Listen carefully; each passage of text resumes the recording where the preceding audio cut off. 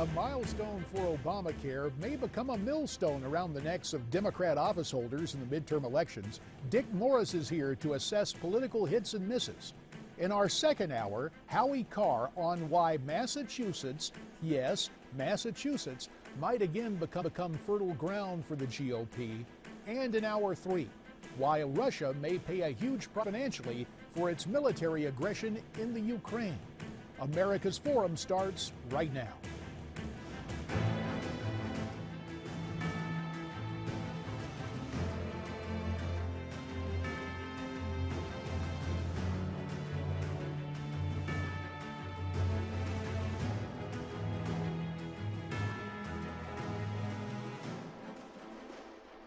Here it is Monday. There you are. Here we are. Welcome to America's Forum. I'm J.D. Hayward. And I'm John Bachman. J.D., we made it back to the anchor desk here. Let's get to the headlines, though. And we have some surprising news, John. A commuter train plows across a platform, scaling an escalator at Chicago's O'Hare Airport. The crash injures 32 people. It could have been much worse.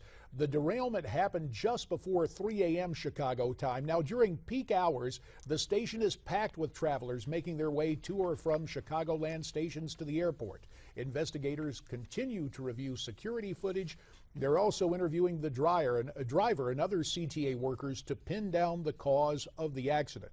Last September, a CTA Blue Line train slammed into another train at a suburban Chicago station with about 4 dozen commuters. John? J.D., President Obama continues his talks in the Netherlands today to take part in an international nuclear weapons summit. The president hopes to reestablish the U.S.'s influence abroad by personally reconnecting with leaders from Europe, Asia, and the Middle East. The main topic, though, of discussion, of course, is nuclear terrorism, but Russia and Ukraine have overshadowed the entire agenda. Europe and America are united in our support of the Ukrainian government and the Ukrainian people. We're united in imposing a cost on Russia for its actions so far. No one knows exactly yet what that cost might be. So far, the U.S. and its allies have presented a united front against Russia's takeover of Crimea, but hopes of persuading European allies to go along with stronger sanctions may hit a snag because of the strong economic ties with Russia. Meantime, Russian troops have overrun another military base in Crimea. The Ukrainian Defense Ministry tells the media Russian troops rounded up the soldiers at the Feodosia naval base and, in fact, have taken control of the base. The base had been surrounded by Russian troops for some time, one of the few remaining bases that was still under control of the Ukrainian government. And, J.D., there is growing fears that Russia will not stop at Crimea. NATO's top commander is voicing concerns that the Russian army will push beyond the borders into eastern Ukraine and perhaps further south. U.S. Air Force General Philip Breedlove says that Russian troops massed on Ukraine's eastern border has a very sizable presence there. It's also very, very ready, to quote his words. And we'll have the latest, of course, in the search for Malaysia Airlines Flight 370 throughout the show. But right now we want to move on. It is the 4th birthday of the president's namesake piece of legislation. And as we mentioned earlier, President Obama in the Netherlands, but before he left, he distributed a written statement about the 4th anniversary of Obamacare. It reads in part, "This is what's at stake anytime anyone out of some outdated obsession pledges to repeal or undermine the Affordable Care Act. And that's why my administration will spend the 5th year of this law and beyond working to implement and improve on it." Mercy. And there it is, the president's Facebook page. And there is the appeal in the banner. Please, please sign up by March 31st. From Facebook to a familiar face joining us here in studio on the 4th anniversary of Obamacare. It's Monday with Morris. Dick Morris here. You have been around presidential campaigns and campaigns of every size, shape, variety. The ongoing campaign to sell Obamacare to the American people, and yet just a written statement from the president? It has the president reduced to the role of an insurance salesman, literally. And that's not a very presidential thing to be. When is he going to start making phone calls to everybody? It's right below used car I was dealer. going to say, is he going to call up at dinner time to sell this health insurance? And I love when he has now switched his thing from implement the law to implement and improve it, recognizing the defects. And the Democratic rallying cry is don't repeal, reform it or fix it. But obviously it's not working, and obviously it's not working for the average American who is involved in it.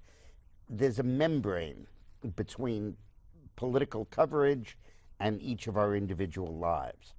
And very rarely does politics penetrate that membrane and actually affect us individually. Vietnam era, where there was the draft, it affected each of us individually. In this case, the healthcare law affects everybody, and it hurts most people. It affects probably 3/4 of them. And the result is that no amount of spin or propaganda or distraction can get over that.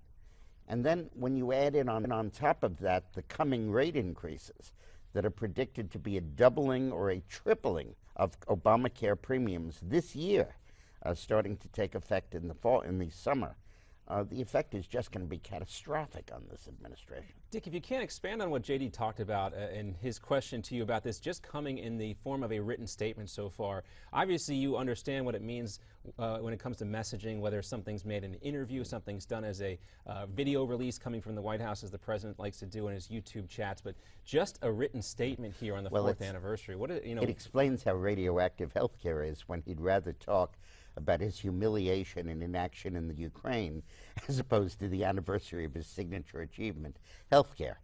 The fact is that he's running as far away from healthcare as he can. Now, is that why he, I know this meeting was planned a long time ago, but it's convenient, right, that he's out of the country as well. Well, he's out of the country so much. But if you look at the last 2 months, there have been probably 30 statements from the White House on everything other than healthcare: minimum wage, overtime, making college affordable, student loans being applied for everybody, food labeling, nutrition,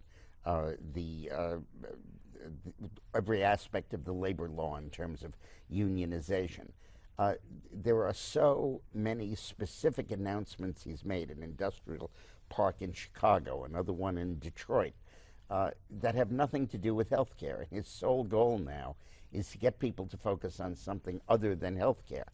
But he can't, because health care is unraveling in each of our own particular lives. And therefore, it's a fool's errand. And what's going to happen eventually is he's just going to get massacred in the midterm elections. It's interesting you mentioned that, Dick, because the president himself is quoted as saying that is going to be the likely outcome of the midterms. He said Democrats usually get clobbered in the midterm elections, so he's putting a spin on his defeat before it's happened yet. That has to be wonderful for the senators seeking re-election. Well, is there, though, a method to the seeming madness to lower the expectations so if there are any breakthroughs and any gains, you can say, aha? Yeah, but sure, that's why they're doing it, but this isn't a question of spin.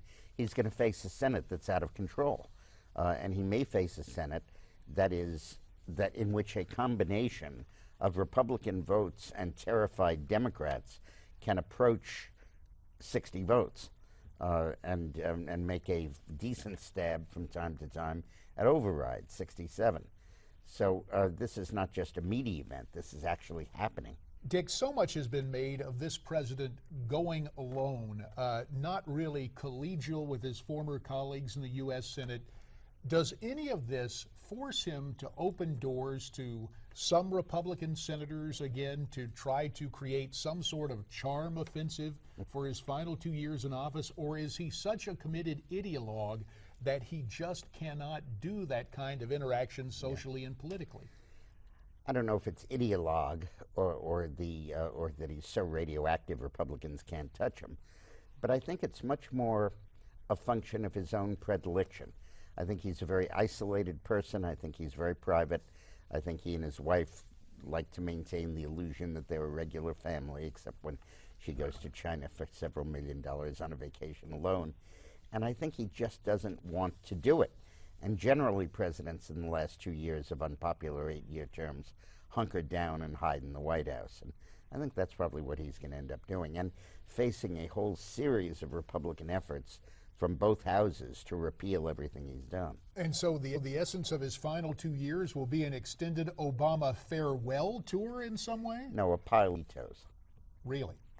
All right, we will keep an eye on that. We are not going to veto or in any way strike your performance, Dick. We're so happy to have you here that we want to take advantage of your wisdom and counsel politically coming up. And of course, we want you to weigh in on this as well, your chance to assess what's going to happen in the midterms and on the other matters about which we speak. You can tweet us your questions at Newsmax TV, hashtag America's Forum. Visit us at Facebook.com/Newsmax. And of course, the old reliable email, our address, connect@newsmaxtv.com. There's more to come with Dick Morris next on America's Forum.